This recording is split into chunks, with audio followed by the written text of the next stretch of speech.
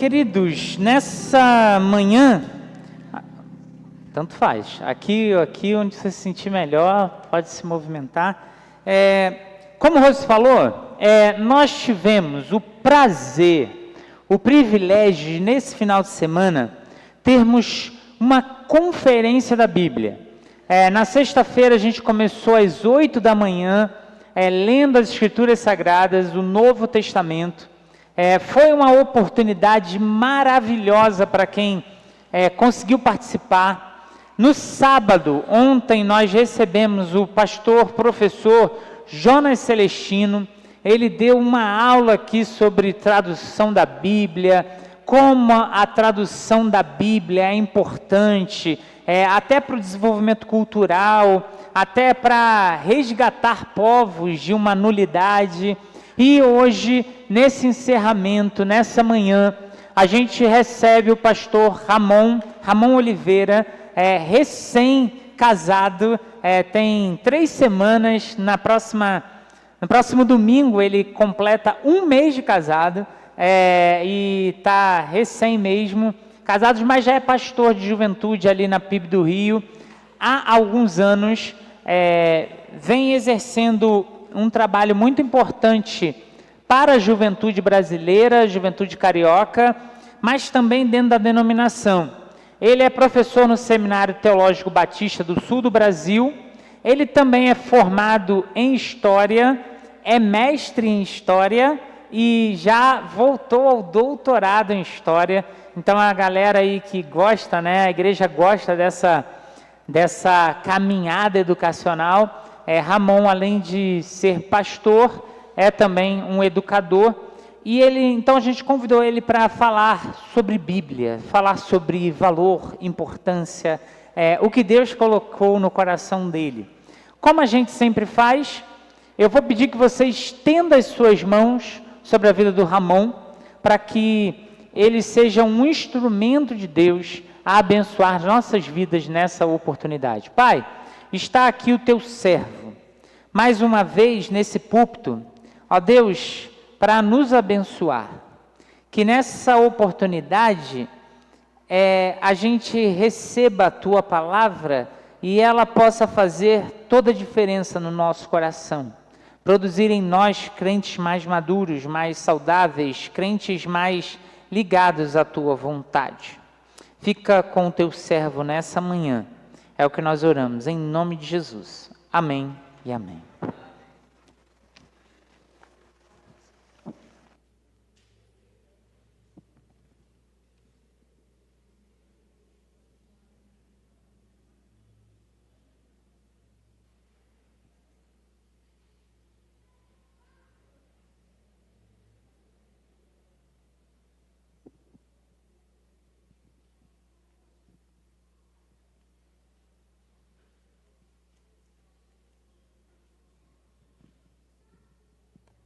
Eu agradeço, pastor Flávio, por essa introdução muito bondosa da sua parte, mas de fato o que tem despertado o sorriso nessas últimas semanas realmente é o casamento, prova a fidelidade de Deus para com a minha vida e as suas misericórdias. Quando vocês virem a minha esposa, vocês vão ver que Deus não nos desampara e Ele é misericordioso conosco. É um prazer imenso estar aqui, igreja de pessoas que a gente conhece, que admira e que tem marcado a nossa caminhada. Eu tenho um problema sério em abaixar o microfone, então se algum momento eu estiver cometendo esse pecado com a galera da sonorização da igreja, vocês novamente me deem um alerta, tá bom? Bem, eu gostaria que vocês abrissem a Bíblia de vocês no livro de Deuteronômio, capítulo 6. Eu gostaria de fazer essa leitura, antes de qualquer coisa, a partir do versículo 1. O pastor Flávio, na introdução, ele, ao me apresentar, disse que Deus tem me abençoado com a possibilidade de pastorear e também com a possibilidade de ser um professor de teologia em uma das casas teológicas do Brasil. E para pessoas que estão nessa fronteira entre a pregação e o ensino, em ocasiões como essa sempre nos fazem pensar: que caminho que nós vamos seguir? O caminho da aula ou o caminho da pregação? Eu, particularmente falando, como sou apaixonado pela pregação, gostaria de ler esse texto com vocês e explicar e passar por algumas nuances importantes acerca desse texto. E é sobre isso que hoje eu vim compartilhar com vocês. Abra a Bíblia de vocês no livro de Deuteronômio, a partir do capítulo 6, pois existe um texto aqui que eu gostaria de ler e, uma vez lendo, explicar e aplicar. Assim diz a palavra de Deus: esta é a lei, isto é, os decretos e as ordenanças que o Senhor, o seu Deus, ordenou que eu ensinasse a vocês, para que vocês os cumpram na terra para o qual estão indo, para dela tomar posse. Desse modo, seus filhos, seus netos, temerão ao Senhor, o seu Deus, e obedecerão a todos os seus decretos e mandamentos que eu lhes ordeno, todos os dias da sua vida, para que tenham vida longa. Ouçam e obedeçam, ó Israel.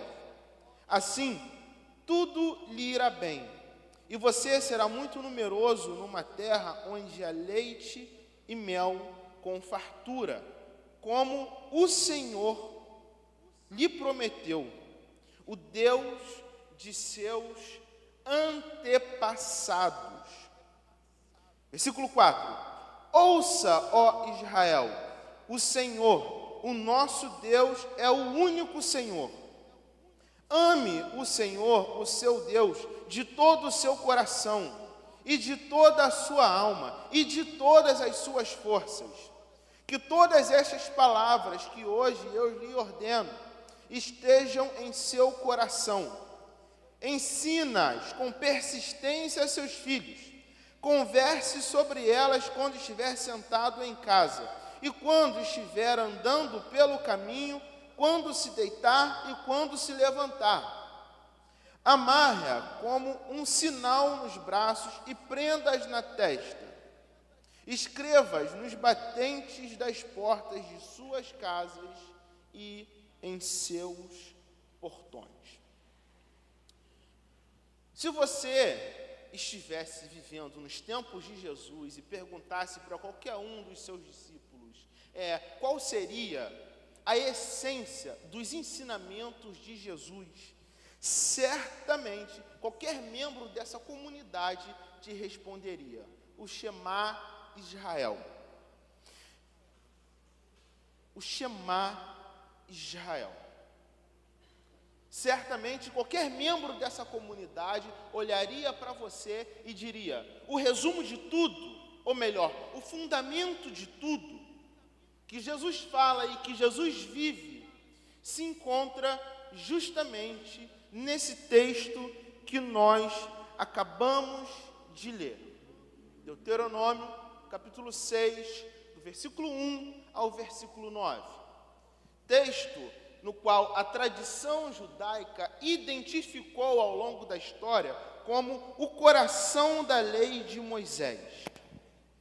A lei mosaica, um conjunto de aproximadamente 613 princípios.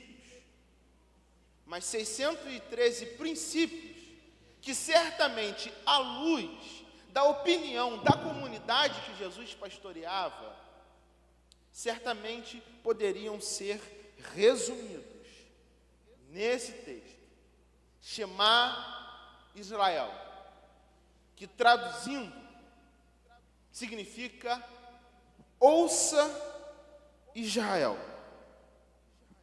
Uma confissão importantíssima para a espiritualidade do povo de Deus na história.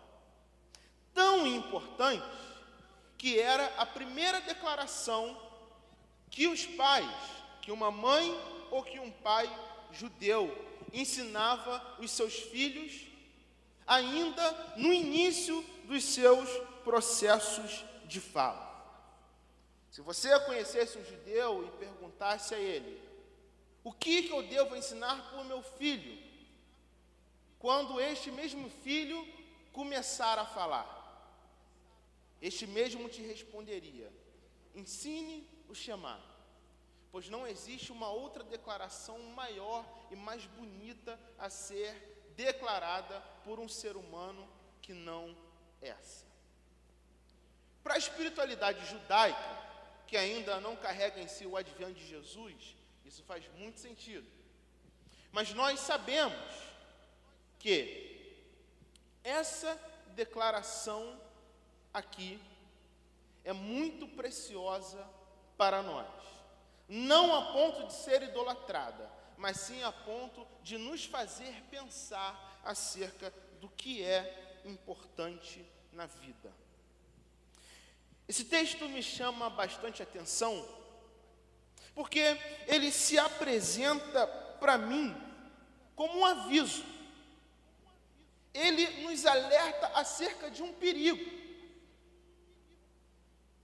O que eu acho muito interessante nesse texto é que aqui nós estamos diante de um importante anúncio por parte de Moisés acerca da centralidade das Escrituras em nossas vidas, que deve ser propagado de geração em geração. O texto não nos dá margem para pensar isso, mas a minha imaginação teológica acredita que quando Deus colocou esse texto no coração de Moisés, muito provavelmente Deus pensou o seguinte: Moisés, eu preciso colocar um texto nas Escrituras à luz de alertar o meu povo no decorrer da história. Moisés, o meu povo vive suas vidas diante de um grande risco. Se esquecer da minha palavra, se esquecer dos meus mandamentos, se esquecer das coisas que eu fiz e anuncio por meio do meu povo. O meu povo vive um grande risco de viver suas vidas virando as costas para as Escrituras. E eu preciso que de geração em geração o meu povo venha a ser lembrado que as Escrituras ocupam um lugar central em suas existências.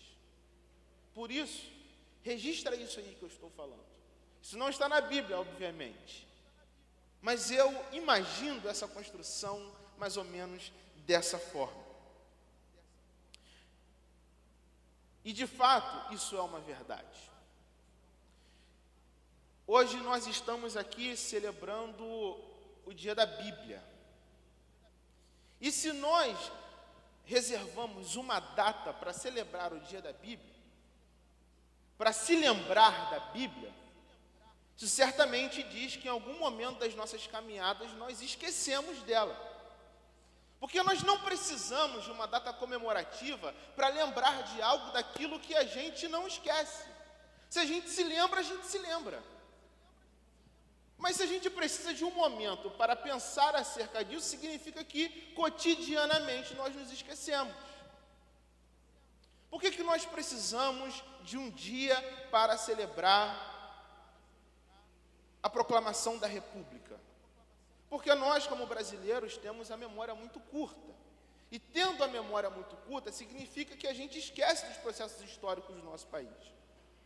Por que a gente precisa de um dia para lembrar acerca da importância e das contribuições das mulheres no nosso país? Porque convencionalmente a gente se esquece disso. É por isso que nós temos o dia da Bíblia. Por quê? Convencionalmente nós nos esquecemos da importância desse texto para as nossas vidas. Infelizmente, esse dia que nós celebramos como festa, também arroga para si um motivo de vergonha para nós. Se nós temos esse dia, porque convencionalmente nós nos esquecemos disso. Se a gente não se esquecesse, a celebração da Bíblia seria todos os dias. eu tenho 28 anos. E você que já tem muito mais idade que eu, você certamente sabe que existiram outros momentos no passado, no qual o povo evangélico já foi mais marcado por uma aproximação maior com as Escrituras. Eu sempre vejo pessoas que são bem mais velhas que eu falando que existia um tempo em que no Brasil estas mesmas pessoas foram criticadas por serem os bíblias. Isso era um motivo de ofensa no passado. Hoje já não é mais assim.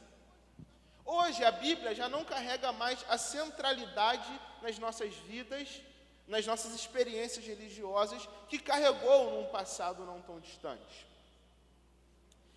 Esses dias, eu estava corrigindo umas avaliações de um seminarista, e a pergunta que um amigo meu fez, também professor, para um grupo de alunos foi a seguinte: quais são as diferenças entre a Bíblia hebraica e a Bíblia protestante? E esse aluno, que saiu de sua igreja para ir para o seminário, entendendo que Deus o chamava para o ministério pastoral, e precisava se colocar à disposição para abrir a Bíblia e abrir a boca, respondeu a seguinte pérola. A gente, inclusive, teve vontade de dar um print e encadernar essa resposta como as respostas mais idiotas que a gente já viu de um seminarista. Ele disse o seguinte: olha, a diferença entre a Bíblia hebraica e a Bíblia protestante é que a Bíblia hebraica possui o Antigo Testamento e não possui o Novo. E a Bíblia protestante possui o Novo Testamento e não possui o Antigo. Não é possível. Gente, isso é engraçado, mas isso também é triste. Isso é muito triste. Isso mostra que nós, como evangélicos no Brasil, não estamos mais nos relacionando com as Escrituras com a mesma seriedade que antes. Nós não temos mais a mesma intimidade que antes. Nós já não somos mais conhecidos como o povo da Bíblia. O número de igrejas evangélicas de 98 até 2023 cresceu 228%. Mas, infelizmente, a sociedade brasileira não conhece mais a Bíblia do que conhecia antes. Nós podemos ser caracterizados como o povo da adoração. Nós podemos ser caracterizados como o povo que constrói mais templos. Mas, infelizmente, nós já não somos mais caracterizados como o povo da Bíblia. E isso se torna cada vez mais evidente nos instantes em que nós nos relacionamos com as novas gerações e com as novas igrejas que surgem ao nosso redor. É por isso que, de fato, é importante, sim, ter um dia da Bíblia. Mas você, ao mesmo tempo, já se deu conta que até mesmo esse dia, cada vez menos é celebrado? É por isso que hoje, nessa ocasião, a pergunta que eu tenho para fazer para cada um de nós é: o que de fato significa celebrar o dia da Bíblia? Porque ter uma data em nosso calendário para a gente fazer atividades temáticas é muito pouco. Ter uma data no nosso calendário para que a gente possa mobilizar a igreja é muito pouco. Ter uma data no calendário para que a gente possa juntar todas as igrejas e ir para a rua é muito pouco. Na cidade que eu vim, a gente tinha a tradição, cidade pequena, de no dia da Bíblia reunir todas as igrejas e fazer um louvorzão na rua. Interessante que 2 horas de louvor e 15 minutos de palavra. A gente tinha essa tradição. Mas isso ainda fala muito pouco acerca do verdadeiro significado de um dia desse para as nossas vidas. O que, de fato, significa celebrar o advento das Escrituras? Essa é uma pergunta que nós precisamos nos fazer hoje, tempo no qual as Escrituras estão ficando à margem das nossas experiências. Essa é uma pergunta que nós precisamos pensar agora, em datas comemorativas como essa. O texto que eu acabei de ler com vocês nos informa que celebrar as Escrituras tem algo a ver com guardar os ensinamentos do Senhor. Conversar sobre esses mesmos ensinamentos, a fim de que nós venhamos a sempre nos lembrarmos dele. O texto se inicia dizendo o seguinte: ouça, ó Israel, o Senhor, o nosso Deus é o único Senhor. E no versículo 5 nós estamos diante da seguinte expressão: ame o Senhor, o seu Deus, de todo o seu coração e de toda a sua alma. O texto se inicia dizendo que nós precisamos amar a Deus de todo o coração e de toda a alma. Uma expressão que nós conhecemos muito bem, porque nós falamos que nós amamos a Deus enquanto nós louvamos. Nós falamos que nós amamos a Deus enquanto nós dirigimos culto. Nós falamos que nós amamos a Deus nos textos em que nós escrevemos. Mas o que de fato significa amar a Deus? Quais são as complexibilidades dessa expressão que nós repetimos o tempo todo em ajuntamentos como este, como um grande clichê evangélico que nós temos? O que de fato significa amar a Deus? Esse texto vai nos desinformar que amar a Deus acima de todas as coisas é muito mais profundo do que deixar para Deus declarações elogiosas que nós desferimos o tempo todo para as pessoas que estão ao nosso redor. Amar a Deus está além do que ficar repetindo como um mantra: Deus, eu te amo. Deus, você é lindo demais. Deus, você é bondoso demais. Deus, você é grande demais. Amar a Deus está além de elogiar a Deus. Até porque Deus não precisa dos nossos elogios. Quem precisa de elogios para sobreviver, quem precisa de elogio para estar feliz o tempo todo, são as pessoas que estão ao seu lado, que realmente precisam das suas palavras de afirmação, porque são seres humanos limitados, são seres humanos que, por conta das suas limitações, são carentes, são seres humanos frágeis. Então é para sua esposa que você tem que repetir o tempo todo que você ama mesmo, porque no cotidiano da vida, se você não falar, as pessoas se esquecem.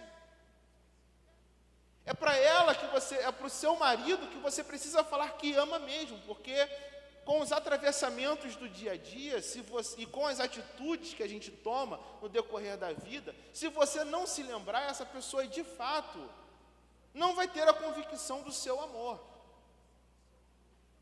É para pessoas que são limitadas que a gente precisa o tempo todo lembrar o porquê nós estamos numa relação. Mas Deus não é limitado como eu e você. Deus não é carente como eu e você. Deus não é pequeno como eu e você. Deus é o totalmente outro. Deus é grande demais para mudar o seu estado de humor por elogios como nós fazemos. Nós precisamos, sim, lançar palavras de adoração a Deus. Mas amar a Deus acima de todas as coisas e amar a Deus de todo o nosso coração está muito além dessas declarações que nós fazemos o tempo todo. Porque Deus não é refém dos nossos elogios. Então, o que significa amar a Deus acima de todas as coisas e de todo o coração? A palavra de Deus vai nos informar que amar a Deus tem algo a ver com permitir que tudo que a gente é e tudo que a gente faz venha a ser mudado, transformado, convertido através da palavra do Senhor. Amar a Deus acima de todas as coisas está relacionada com a submissão à palavra do Senhor. Igrejas que não dão a devida centralidade à palavra do Senhor não são igrejas que amam a Deus acima de todas as coisas. Indivíduos de carne e osso, como eu que estou aqui pregando e como você que está aí me ouvindo, que não dão o devido lugar para as Escrituras na hora de tomar as decisões, na hora de deixar uma palavra para alguém, na hora de administrar a própria casa, não podem dizer que amam o Senhor acima de todas as coisas. Porque a partir do texto que nós lemos, amar a Deus acima de todas as coisas está relacionado com a categoria de abordagem que nós temos com as Escrituras.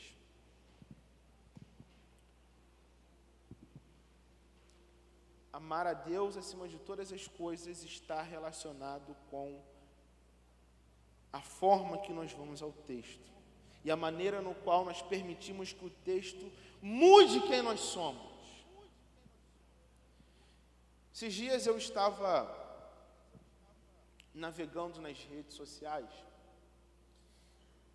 e eu vi uma pessoa que se afirma como pastora, que na verdade é um homem transexual, dizendo a seguinte expressão: eu não estou preocupado com o que a Bíblia diz com relação às pessoas que vivem nessa minha condição de vida. A minha preocupação é o que as pessoas que vivem nessa minha condição de vida têm a dizer com relação ao que a Bíblia diz. Em outras palavras, eu não estou preocupado com o que a Bíblia diz. A minha preocupação e aquilo que eu vou deter o meu coração é o que eu digo sobre a Bíblia. Eu cresci numa cultura de igreja que dizia que a Bíblia precisa ser lida a contrapelo da nossa vida. Dietrich Bonhoeffer diria isso, que nós precisamos ler a Bíblia desorganizando a nossa vida. É a Bíblia que precisa mostrar para mim e para você o que precisa ser mudado, o que precisa ser mexido, o que precisa ser transformado, qual é a podridão que existe dentro do coração. Não é nós que podemos nos colocar na posição de julgar o que a Bíblia é e o que ela fala. Amar a Deus acima de todas as coisas tem algo a ver com isso. Em permitir que as Escrituras leiam a sua alma, a tua história. Não o inverso. É por isso que se hoje nós nos perguntássemos, mais uma vez, o que significa amar a Deus acima de todas as coisas?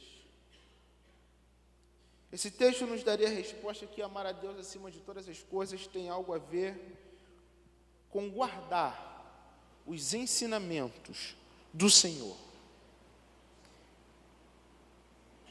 Quando nós abrimos a nossa Bíblia em João, nós observamos que aquele que tem os mandamentos do Senhor e os guardam, são aqueles que de fato o amam.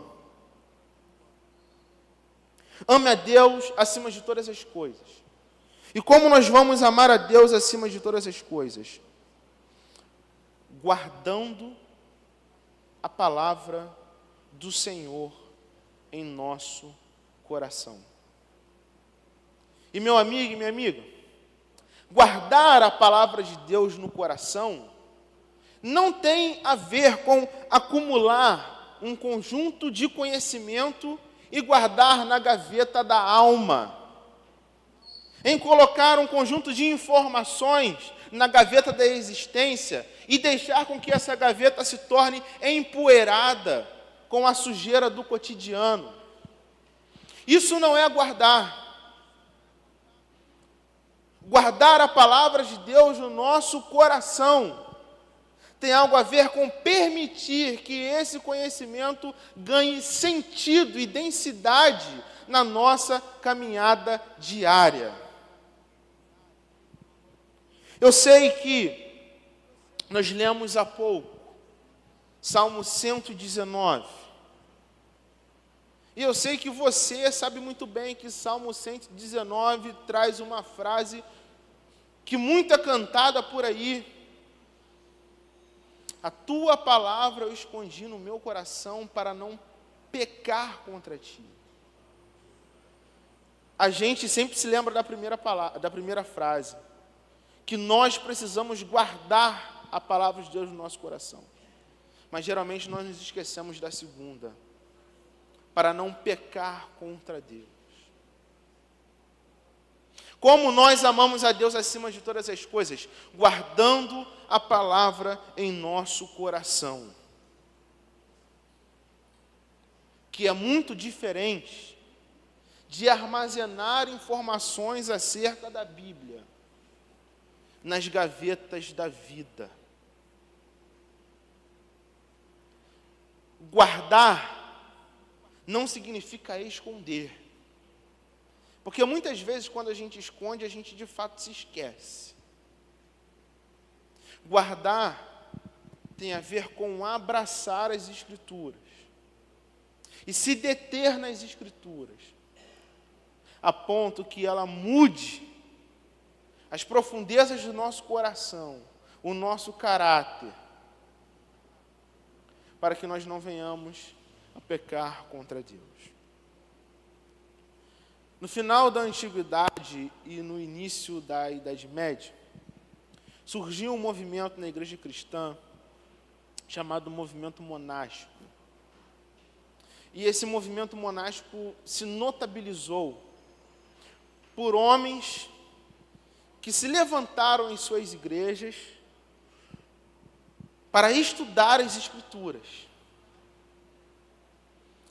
Esses homens se levantaram ao longo da história, construíram casas no alto de montanhas, casas no deserto, se retiraram para aqueles lugares e viviam a sua vida acordando e dormindo, estudando a Bíblia em isolamento. É muito difícil, e eu não gosto muito de fazer juízos acerca da história. Mas o que a palavra de Deus está dizendo para a gente não repousa nesse tipo de atitude. Nós precisamos guardar a palavra de Deus em nosso coração, para que a gente venha se transformar num novo tipo de ser humano. Um ser humano que se torne um sinal histórico do reino de Deus para as pessoas que estão à sua volta. Existe uma frase que geralmente é atribuída a Billy Graham, que diz o seguinte: as pessoas que estão na sociedade não leem a Bíblia diariamente. As nossas vidas precisam ser a Bíblia aberta para o mundo. É por isso que nós precisamos guardar as Escrituras, para que a nossa vida seja um testemunho vivo das Escrituras para aqueles que estão ao nosso redor. Mas esse texto que nós acabamos de ler é bem categórico ao dizer que nós guardamos os ensinamentos do Senhor quando nós conversamos sobre eles.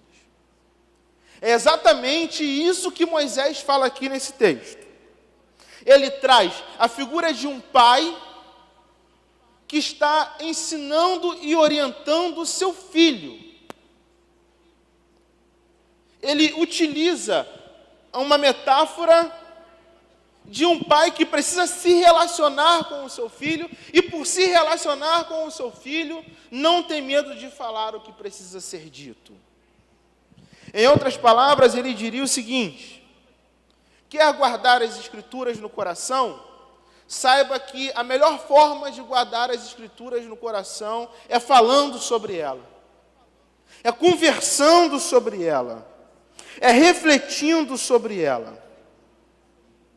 É por isso que ele diz: converse sobre a palavra de manhã, converse sobre a palavra de dia, converse sobre a palavra de noite, converse sobre a palavra no dia bom, converse sobre a palavra no dia ruim, mas não pare de conversar sobre a palavra. Converse. Algo que é simples, mas que ao mesmo tempo é um desafio tremendo para a gente. Até porque conversar sobre o texto pressupõe, às vezes, ouvir coisas que nós não estamos acostumados a ouvir, nos deparar com opiniões diferentes das nossas. Conversar sobre o texto carrega para si sair da nossa zona de conforto. Às vezes, como pastor de jovens, eu convivo com alguns pais que têm extrema dificuldade de conversar com os seus filhos acerca da palavra. Porque cresceram as suas vidas numa caixinha.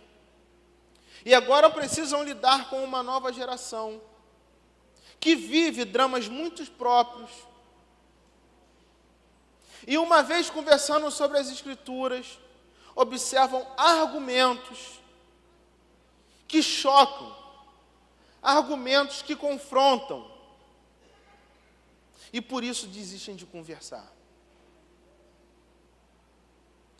Eu conheço muitos pais, na minha realidade ministerial, que não querem conversar com os seus filhos sobre a palavra, porque não querem ser confrontados. O que a Bíblia está dizendo é justamente o contrário disso. Converse. Converse quando existe acordo, e também converse na presença dos desacordos, mas não pare de conversar.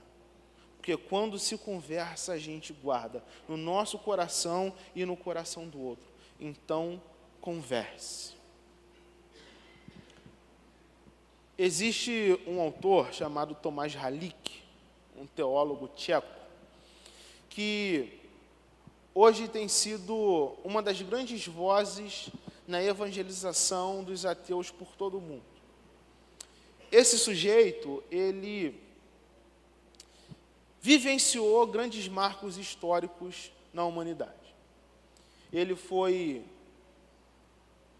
um sacerdote da palavra, enquanto o mundo ainda vivenciava a instituição da União Soviética, e lá, diante da experiência comunista que o perseguiu e o colocou na clandestinidade, ele se levantou como uma voz profética para a sua nação. Mas, anos depois, com o advento das democracias liberais, ele também pôde notar que a corrupção humana, que a maldade humana transcende governos políticos. E em seu livro, A Noite do Confessor, ele diz uma palavra interessante. Ele fala: olha, eu cresci e exerci o meu ministério diante daquilo que o mundo conheceu como a Guerra Fria. E o que eu observo é que a Guerra Fria inaugurou no coração de cada crente um espírito de não conversa. Nós não queremos conversar, nós não queremos nos relacionar, Nós não queremos sair da nossa zona de conforto, porque nós não queremos ouvir aquilo que está fora das nossas caixas. E é muito interessante, em seu livro A Noite do Confessor, porque ele diz: o que eu tenho percebido na igreja no mundo hoje é que a igreja não quer conversar sobre a palavra porque a igreja tem medo da dúvida. E ele fala: a dúvida tem sido a grande força e combustível da minha fé. Porque ela me faz pensar acerca de coisas que eu não pensava antes. Porque ela me desorganiza, ela me tira da zona de conforto. E dúvidas sempre aparecem quando nós conversamos. Rubem Alves diria que hoje a gente vive na sociedade da oratória. Todo mundo quer falar o tempo todo, todo mundo quer falar bem o tempo todo, todo mundo quer colocar para o mundo aquilo que aprendeu e que pensa. Mas poucos são aqueles que querem estudar a escutatória. Poucos são aqueles que querem ouvir. E sem escuta, não existe conversa. Então, pai e mãe que aqui está, converse das Escrituras com os seus filhos. Por mais que eles venham com umas ideias todas atravessadas, chama para a mesa, converse, escute as dúvidas deles. Não tenha raiva deles, porque eles estão seguindo caminhos que são diferentes daqueles que você criou em seu horizonte de expectativa. Porque a raiva vai distanciar vocês deles. Converse com eles, chamem para a mesa, escutem, conversem. Jovens que aqui estão e que estão em ambientes como ambientes universitários e outras coisas desse tipo, converse sobre as Escrituras. Não tenha medo. Não tenha medo, converse sobre elas. Porque milagres acontecem quando a gente conversa sobre as Escrituras. Não tenham medo, porque a palavra de Deus vai nos informar que a melhor forma de guardar aquilo que o Senhor tem nos ensinado é quando nós conversamos acerca das Escrituras. E por último, o texto vai nos informar que é importante conversar sobre as Escrituras para a gente jamais se esquecer dela. O texto caminha para o seu horizonte final, nos informando que o verdadeiro poder de guardar os mandamentos do Senhor e conversar acerca deles reside justamente no fato de jamais se esquecer das coisas que o Senhor tem dito e feito ao longo da história. Se nós estivéssemos guardando e conversando acerca daquilo que nós observamos através das palavras bíblicas, nós jamais precisaríamos ter um dia da Bíblia, porque o dia da Bíblia seria todo dia. Se nós estivéssemos conversando e guardando os ensinamentos do Senhor, certamente nós já teríamos sacudido esse país. Se nós estivéssemos conversando e guardando os mandamentos do Senhor, milagres teriam acontecido. É por isso que nós jamais podemos deixar de conversar e guardar aquilo que nós observamos nas Escrituras. Porque quando nós conversamos e nós guardamos, nós não nos esquecemos daquilo que o Senhor tem feito e que promete fazer. É por isso que o salmista, no capítulo 1, no versículo 1, ele diz que bem-aventurado é aquele que medita na palavra do Senhor dia e noite, ou uma melhor tradução, que balbucia a palavra do Senhor dia e noite, que tem a palavra de Deus na boca, falando para si mesmo e falando para os outros, que tem a palavra do Senhor na mente, moldando, modificando, atualizando a existência, que tem a palavra do Senhor guardada no coração, influenciando as decisões que são tomadas, os projetos que são feitos, os relacionamentos que são estabelecidos. Bem-aventurado é a pessoa que conversa e que guarda a palavra do Senhor, porque se lembra daquilo que está apresentado na palavra. Como é bom lembrar daquilo que está escrito no texto. E como é bom lembrar dos momentos em que nós fomos transformados pela leitura do texto. Você tem algum momento guardado no seu coração e na sua história acerca do dia que a palavra leu a sua existência e que apontou para você caminhos que você estava andando que eram caminhos de morte e não caminhos de vida, e isso transformou a sua vida? Você carrega na sua história testemunhos acerca de momentos em que a palavra te tirou de um lugar e te colocou em outro lugar e possibilitou para você uma vida que de fato viesse a agradar a Deus, uma vida que de fato vale a pena ser vivida. Você tem história para contar acerca de momentos em que você foi tocado e transformado pela palavra. Se você não tem história para contar, você também não tem história para passar. Você tem história acerca de registro de momentos em que a Bíblia te impactou, alcançou teu coração e que a leitura livre das Escrituras mudou o seu caráter. Se você não tem essas histórias, você jamais vai inspirar os seus filhos a serem apaixonados pelas Escrituras. Se você, jovem que está aqui me ouvindo, não tem essas histórias, você jamais vai ser um profeta para a sua geração.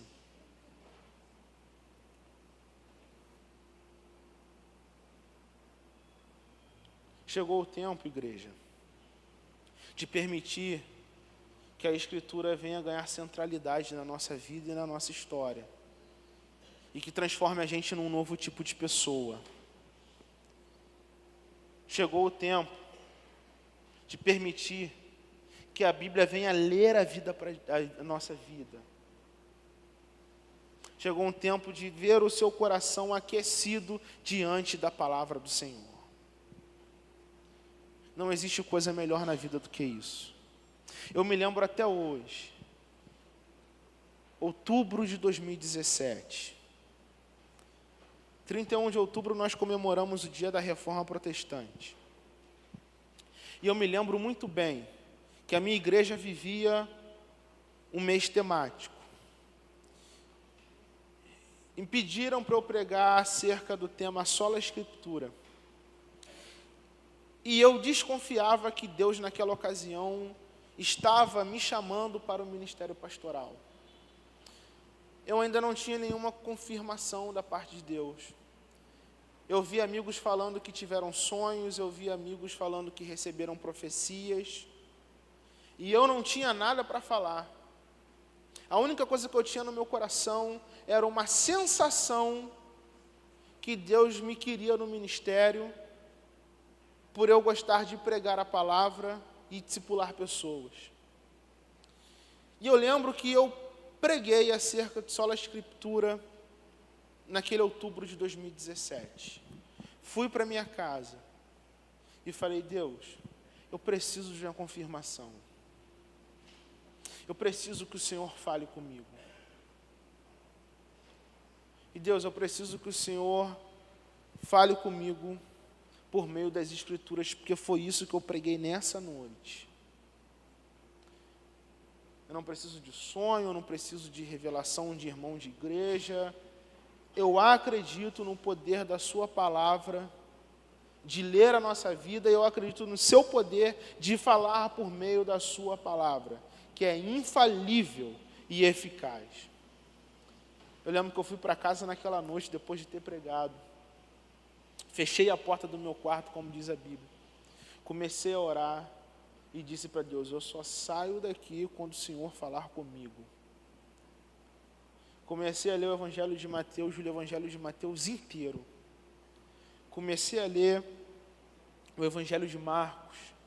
E quando eu chego no Evangelho 6, no capítulo 6 do Evangelho de Marcos, eu me deparei com um momento no qual Jesus chama os seus discípulos e ele diz, deixe para trás a túnica de vocês, deixem para trás o dinheiro de vocês, pegue o cajado para apacentar as ovelhas e me sigam.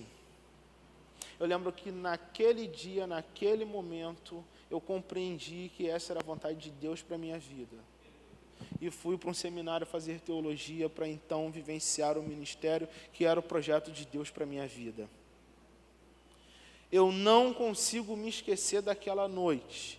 Eu não consigo me esquecer da experiência de ter um momento no qual Deus fala comigo através da leitura da palavra.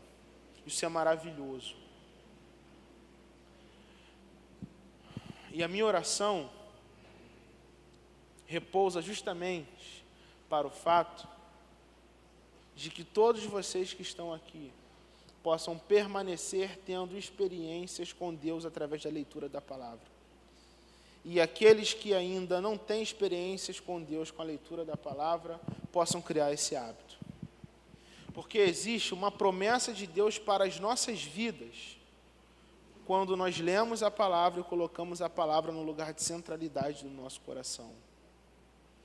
Coisas acontecem quando nós lemos o texto bíblico e nos permitimos sermos transformados pelo texto bíblico. Pode acontecer conosco o que aconteceu com o povo de Deus lá em Neemias 8, que vai dizer o seguinte, que quando chegou o 7º dia do mês, os israelitas tinham se instalado em suas cidades, e todo o povo se juntou como se fosse um só na praça, em frente à porta das águas.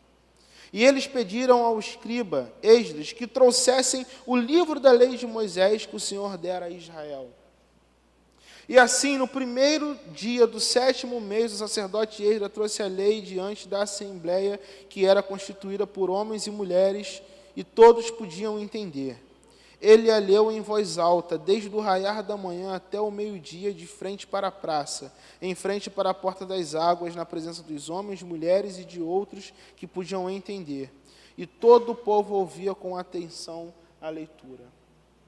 E mais para frente, repousa algo maravilhoso, que certamente poderá acontecer com a minha e com a sua vida também, no instante em que a gente der o devido lugar para as Escrituras, no instante que a gente começar a celebrar a Bíblia no nosso dia a dia.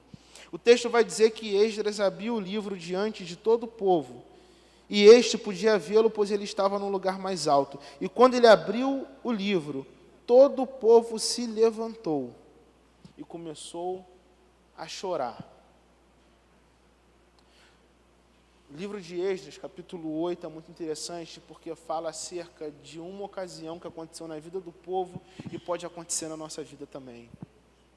Quando a gente abre o texto, lê o texto, milagres acontecem. O nosso coração é transformado. O nosso coração de pedra é transformado num coração de carne. A nossa alma é tocada. Nós sentimos a presença de Deus. E quando a presença de Deus se faz presente em nossas vidas, bem como aconteceu com os discípulos no caminho de Emaús, as escamas dos nossos olhos caem e o nosso coração é aquecido. O coração do povo, aqui em Esdras, foi aquecido de maneira tão grande enquanto eles liam as Escrituras, que não foi possível segurar o choro e a emoção. Isso que aconteceu com eles continua acontecendo no decorrer da história e pode acontecer na nossa vida também. Quanto tempo faz que você não derrama lágrimas lendo o texto bíblico? Quanto tempo faz que você não tem entusiasmo para ler o texto? Quanto tempo faz que você não se emociona ao estar diante da palavra do Senhor? Chegou o dia de mudar. chegou o dia de fazer diferente. A palavra de Deus vai nos informar, através de Deuteronômio 6, que nós só podemos dizer que nós amamos a Deus acima de todas as coisas. Nós só podemos dizer que nós temos Deus como Senhor das nossas vidas quando nós guardamos, conversamos e nos lembramos sobre as Escrituras. Então, a partir de hoje, comece a guardar a palavra no seu coração para não pecar contra Deus. Comece a conversar sobre o texto bíblico, bem como o homem bem-aventurado de Salmo 1, balbuciando o texto bíblico dia e noite, na sua casa, com os seus amigos, no seu trabalho, para que assim você possa lembrar do que Deus tem feito e vai fazer diante do seu povo. Quando isso acontecer, nós vamos chorar. Quando isso acontecer, nós vamos clamar. Quando isso acontecer, a nossa frieza espiritual, o nosso coração de pedra, será transformado num coração de carne, mediante o contato com a presença do Senhor, tal como aconteceu com o profeta Ezequiel. Que Deus os abençoe. Amém.